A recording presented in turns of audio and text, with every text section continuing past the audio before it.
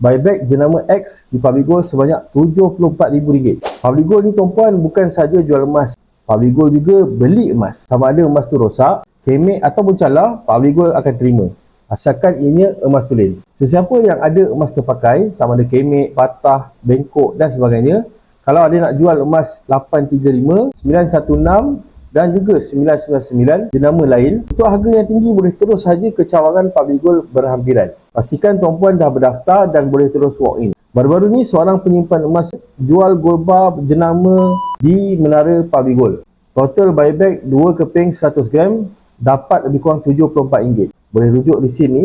Emas yang dijual ialah emas berketulinan 999 iaitu 24K. Jadi macam mana cara dan prosedurnya tuan-puan? Yang pertama, pergi ke branch Public Gold berkaitan, bawa IC, emas dan juga senyuman.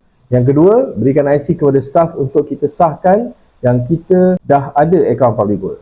Ketiga, tuan-puan boleh serahkan emas kepada staf untuk staf timbang dan juga uji ketulinan emas tersebut. Dan yang keempat, selepas tu staf akan menilaikan gram emas kita ikut grade dan juga harga semasa. Seterusnya, Public Gold akan masukkan duit terus ke dalam akaun bank. Jadi tuan-puan, bagi mereka yang belum lagi ada akaun Public Gold, bukan setakat nak simpan, tapi untuk jual emas, boleh juga register akaun dengan isikan detail di back video di bawah ataupun link di profil saya.